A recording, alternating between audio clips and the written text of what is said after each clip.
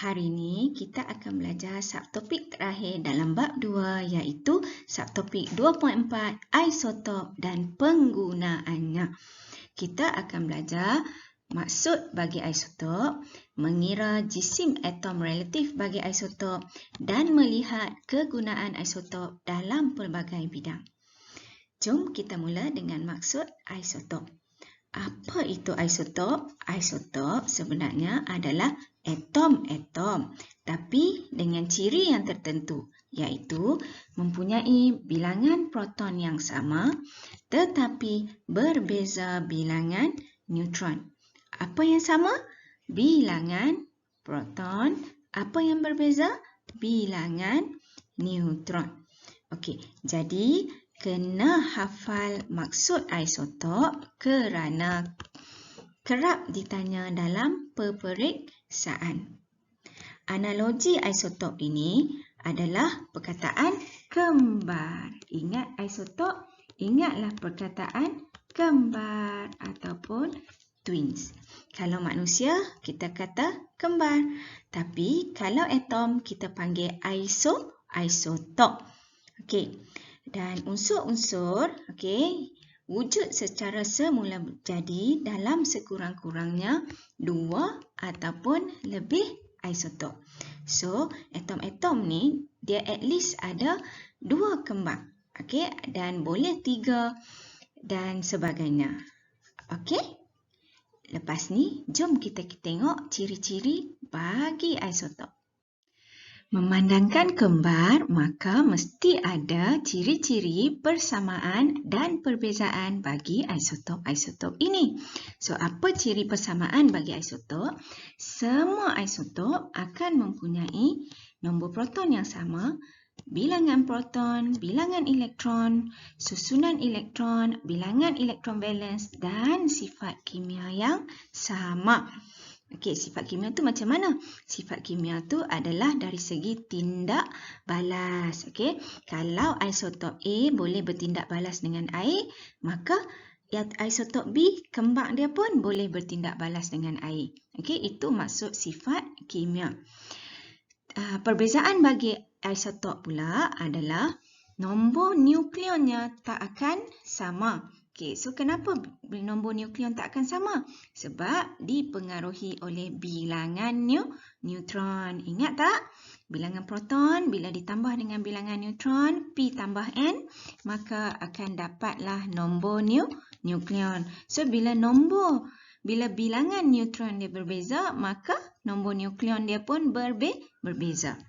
Lagi satu perbezaan dia adalah sifat fizikal. Sifat fizikal ni macam mana? Mungkin dari segi jisim dia berbeza, daripada segi saiz dia berbeza. Atom A mungkin mempunyai jisim yang lebih ringan berbanding isotop atom B. Sebagai contoh, jom kita tengok dekat bawah ni. Isotop bagi klorin ada 2 iaitu klorin 35 dan klorin 37. Kalau kamu tengok 35 ni adalah nombor nukleon. Jadi betul tak cikgu kata? Perbezaan dia adalah dari segi nombor nukleon. Tapi cuba tengok di bawah ni. Ini nombor apa? Nombor proton. Jadi nampak tak? Nombor protonnya sama. Kenapa nombor protonnya sama? Sebab bilangan proton dia sama. Jadi bagi isotop klorin, bilangan protonnya sama iaitu 17. So kita tahu dalam atom yang neutral bilangan elektron pun sama. Sebab atom-atom adalah neutral. Jadi kalau bilangan proton 17, bilangan elektron pun 17. Ingat lagi tak nak buat susunan elektron? Ingat. Petala pertama berapa boleh masuk? 2. Petala ketiga, petala kedua 8. jadi baki yang tinggal adalah 7. Jadi susunan elektron bagi atom klorin adalah 287. So, nampak tak? Susunan elektron pun sama 287 sebab bilangan elektron dia sama. Bilangan elektron valence berapa bagi klorin? 2. 7 sebab 7 elektron berada di petala paling luar. Okey, jom kita kira pula bilangan neutron. Okey, macam mana nak kira bilangan neutron? Ingat lagi tak? Ambil nombor nukleon tolak proton. Barulah kita dapat neutron kat sini. So, kita ambil 35 ditolak dengan 17. So, 35 tolak 17 berapa? 18. Okey, yang bawah ni 37 tolak 17 bersamaan dengan 20. So, jadi nampak tak? Nampak tak? Bilangan neutron berbeza. Okey, jadi faham tak anak-anak ciri-ciri isotop? Okey. Okey, lagi satu cikgu nak tekankan di sini. Okey, isotop kita boleh tulis dia sebagai klorin 35, nak tulis dalam bentuk perwakilan piawai pun boleh, ataupun nak tulis dalam bentuk macam perwakilan piawai tapi tak ada nombor proton di bawah tu, ataupun nak tulis penuh macam klorin 35 ni pun boleh. So, ada 4 cara kita boleh tulis penulisan bagi isotop. Ini adalah contoh-contoh atom dengan isotopnya. Okey, kita mulakan dengan hidrogen. Okey, hidrogen mempunyai 3 isotop, iaitu hidrogen 1, protium, hidrogen 2, turut dikenali dengan nama deuterium, dan juga hidrogen 3, tritium. Okey, jadi apa yang membezakannya adalah kita lihat rajah struktur atom ini. Okey, untuk hidrogen 1, proton ada 1 tetapi neutron tiada. Neutron sama dengan kosong. Jadi sebab tu dia adalah hidrogen 1. Okey, deuterium, proton ada 1, neutron ada 1. Maka jadilah hidrogen 2. Okey. Seterusnya, hidrogen 3, bilangan proton masih 1 tetapi neutronnya ada 2. Okey, jadi nampak tak? Setiap isotop berbeza dari segi bilangan neutronnya. Contoh seterusnya adalah isotop bagi oksigen. Kita ada isotop oksigen 16, oksigen 17 dan juga isotop oksigen 18. Okey, masing-masing berbeza dari segi bilangan neutronnya. Dan akhir sekali kita rujuk isotop karbon. Okey, kita ada isotop karbon 12, okey, di mana 6 proton ditambah dengan 6 neutron dapatlah nombor nukleonnya 12. Isotop karbon 13 dan juga isotop karbon 14. Okey. Contoh lain juga kamu boleh lihat di dalam buku teks muka surat 37, iaitu isotop bagi silikon dan juga isotop bagi magnesium. Jisim atom relatif bagi isotop bergantung kepada kelimpahan semula jadi isotop dalam satu sampel.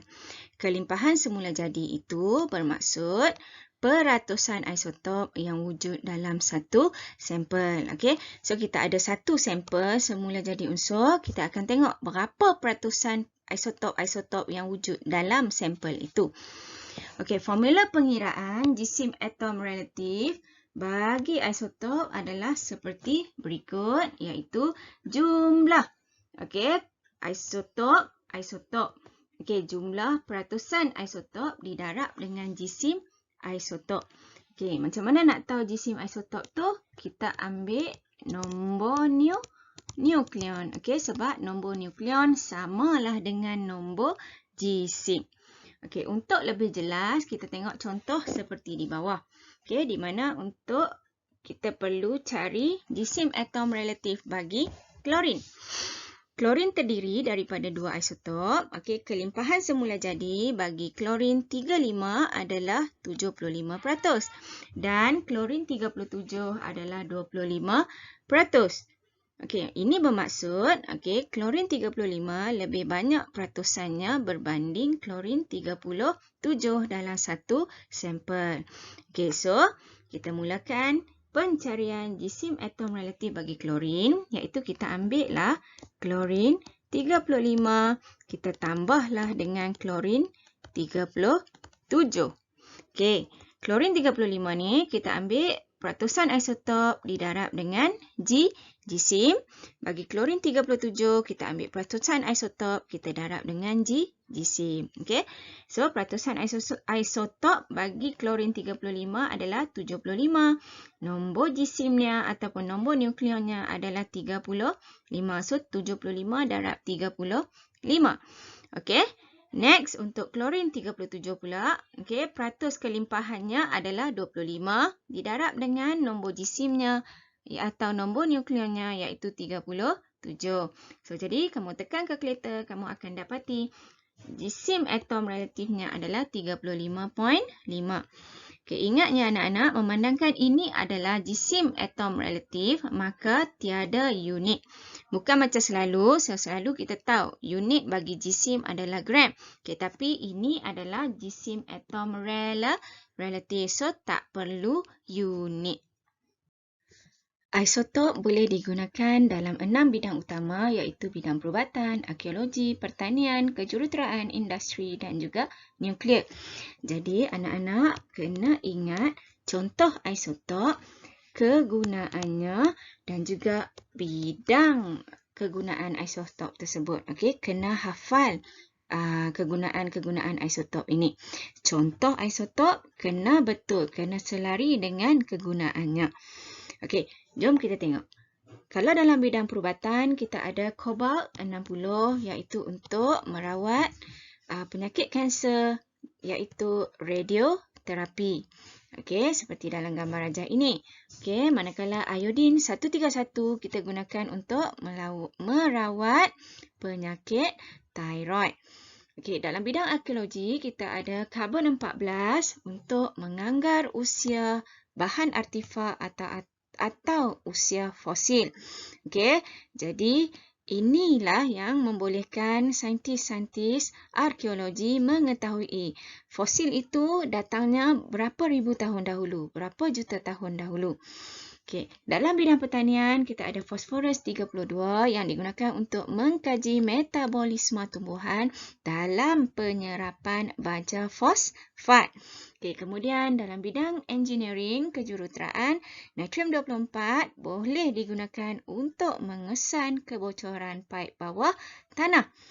Hidrogen 3 digunakan dalam bidang industri untuk mengkaji kumbahan dan bahan buangan cecair. Dan akhir sekali, kita ada uranium 235 digunakan untuk menjana kuasa elektrik di stesen penjana kuasa nuklear seperti di sini. Kita akhiri sesi pembelajaran kita hari ini dengan membuat latihan ujikan diri 2.4 di muka surat 39. Betul tak tadi cikgu kata? Kena hafal definisi bagi isotop. Nampak kan dah tanya? Anak-anak boleh cuba buat dalam buku latihan masing-masing. Dah siap, hantar pada cikgu dan kemudian cikgu akan semak. Semoga kita berjumpa lagi di lain masa. Bye!